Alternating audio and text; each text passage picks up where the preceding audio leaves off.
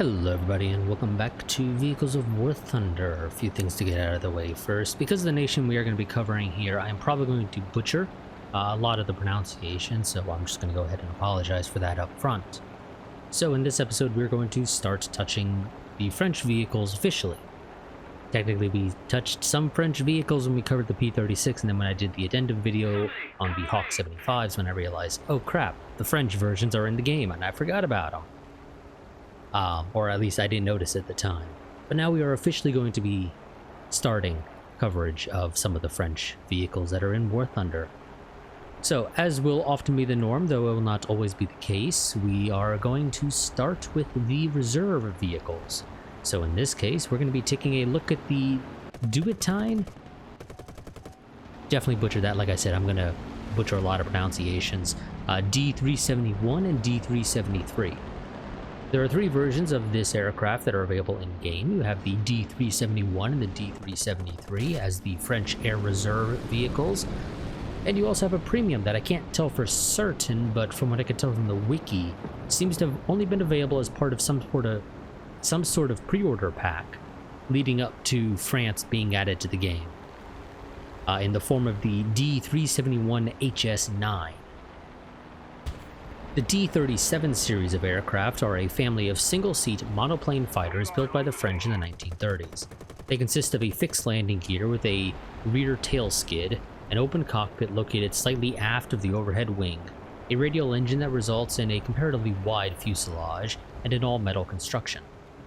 The design for this aircraft was created by Société Aéronautique Française, based Avions Dewointine, or SAF for short.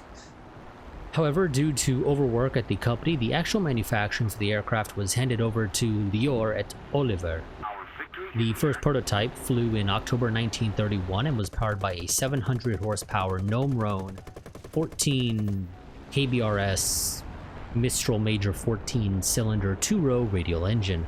However, test results showed that the aircraft needed multiple revisions to both its engine and airframe. It wouldn't be until February 1934 that the second prototype would fly. This revised prototype would be powered by a Gnome-Rhone 14 KDS that could develop 800 horsepower for takeoff and 740 horsepower at 4,500 meters. Some other changes for this prototype included a change to the engine cowling, redesign of the undercarriage, and the wing introduced dihedral and reduced chord. The performance of this new prototype prompted the French government to order that some be built for the Armée de l'Air and Aéronavale. The 28 that were sold to the French Air Force, which were designated as the D371, were powered by a Gnome-Rhone 14 KFS engine that developed 930 horsepower for takeoff and 880 horsepower at 3,250 meters. It was armed with 4 underwing 7.5mm Mach 34 machine guns. 2 different versions were sold to the French Naval Air Force. The first was designated as the D373, of which 19 were built. These were largely the same as the Army variant, with the changes consisting of requiring flotation gear, a 20cm reduction in wingspan, and a change of armament to 4 7.5mm Darnay machine guns. The second model sold to the French Naval Air Force were designated as the D376, and 25 were built, and they were largely the same as the 373s, just with aft folding wings. The Lithuanian government also ordered 14 that were designated as the D372. These were not equipped with wheel brakes and had 2 7.7mm Browning machine guns in the fuselage and 2 Darnay 7.5mm machine guns in the wings. I have some conflicting reports from my sources regarding if the Lithuanians ever actually received their order or not. One source claims that they didn't receive them and the aircraft were instead transferred to the Spanish Republican Air Force along with a handful of D371s. Another source claims that they did receive them, but after receiving the order, rejected them, and so they were then proceeded to be transferred to the Spanish since Lithuania apparently didn't want them now. A third source also claims that they did receive them, but in 1936 sold them to the Spanish Republican Air Force and replaced them with the D501. The aircraft only ever saw service during the Spanish Civil War, Some sources claim that the Spanish Republican Air Force received between 12 or 14. Some also say that they received 24, some of which were potentially the ones that Lithuania may or may not have received and may or may not have rejected or sold. Either way, all my sources agree that the initial aircraft that Republican Spain received were unarmed, due to the French government declaring their neutrality very early on. It wasn't until a month later, in August 1936, after negotiations with the French, that 3 fully armed D.371s arrived in Barcelona. These aircraft saw action as escorts during a bombing raid against Talavera de la Reina, in the province of Toledo, that destroyed the headquarters of General Juan Yagüe. Probably mispronounced that. During this raid, the 3 D.371s managed to successfully defend their bombers against 6 German Heinkel HE-51s. The Escondrilla Hispana, Flight or Squadron Hispana, flew D.371s until the arrival of the more modern Poliparkov I-15 and I-16, after which the D.371s were withdrawn from the front and assigned for use as training aircraft. It is reported, however, that they did reappear later in some squadrons, and that one was flown with the 71st Fighter Group by the Slovenian Yugoslav pilot Josip Krezaj. Again, I'm going to butcher a lot of pronunciations here. All the D.371s used by the Spanish Republican Air Force were left destroyed after a bombing raid by the Condor Legion on their airfield at Banolas. Now, for how the aircraft actually performs in-game, the 371 and 373 are decent aircraft for being reserves. They have an acceptable amount of acceleration, top speed, climb rate, maneuverability, armament, certainly compared to the American P-26 in the case of this last point. There really isn't much to say about this aircraft. I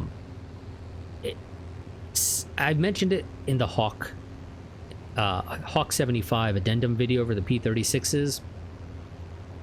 The 7.5 millimeters that the French use on quite a few of their aircraft are actually surprisingly decent. Because, as I mentioned in the past, for me the general rule of thumb is anything less than 12.7s are usually crap, and that is certainly true with the vast majority of armaments that are below 12.7. You know, US 762, worthless. A lot of the British 7.7s, also kind of worthless, in my opinion. You know, you're going for death by 1,000 paper cuts with a lot of the armaments that are below 12.7s. However, for some reason, like I said, the French 7.5s are actually decent.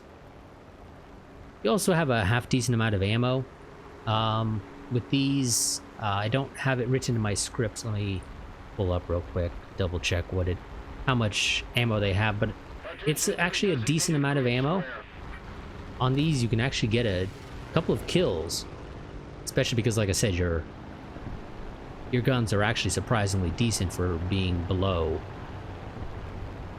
12.7s. You have 1,200 rounds in the 371 and in the 373. And while your guns have a 1,350 shots per minute on the 71 and 1,000 shots per minute on the 73, you don't seem to actually go through your ammo that quickly. So you can actually get like I said, a fair few kills with these, especially when you don't get a full up tier to doing 2.0, but even then you're actually fairly competent in my opinion. You're just probably not going to have quite the climb rate if you get a full up tier. But when you're hanging around 1.0, 1.3 aircraft, you have a pretty damn good climb rate, decent amount of ammo, and surprisingly decent guns, like I said, for being 7.5s. Like I said, though, there really wasn't a whole lot to say about this aircraft in terms of how it performs, because I don't have anything particularly bad to say, and while I have some good things to say, it's only a handful of good things to say, and not much to, like, elaborate on them. So this ended up being a fairly quick episode. So a quick reminder that I do have a Discord server, which is my go-to place for posting about anything that's going on the channel. So I do highly recommend that you join that if you want to know what's going on with the channel. You can also find down in the description links to my Patreon and a Streamlabs donation link. Those are the best ways to help support the channel if you find yourself enjoying this content or any of the other content on the channel. Patreon will get you early access to videos. However, Patreon does take I believe it's a 5% cut on their own, and then there's like a 25-cent transfer fee to put it into my actual bank account so I can actually spend the money. Streamlabs, on the other hand, does not take a cut. They get their money from people buying their Prime subscription thing, which for viewers is completely irrelevant. That's really only benefits streamers. So you guys obviously don't have to do that, but yes, you can go ahead and donate that way. However, if you do not get early access to videos because I don't have a nice good way of automating the process of monthly donations if you choose to go that route via Streamlabs, because they have added in an option for monthly donations, mostly as a means of trying to compete with Twitch subscriptions. But yeah, you know, whatever, you still get a use for it in this scenario. So links down below for both of those. Use whichever one you prefer to use. If you really want the early access, use the Patreon. If you just want to maximize your support to the channel and you don't mind waiting for when the video goes live normally, then feel free to use the Streamlabs option.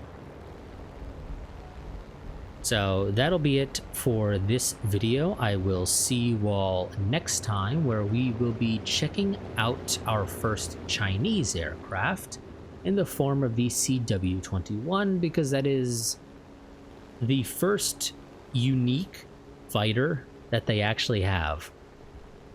Their reserve aircrafts are copy pastes of other countries. So yeah. So I'll see you all when we go ahead and do that video next time.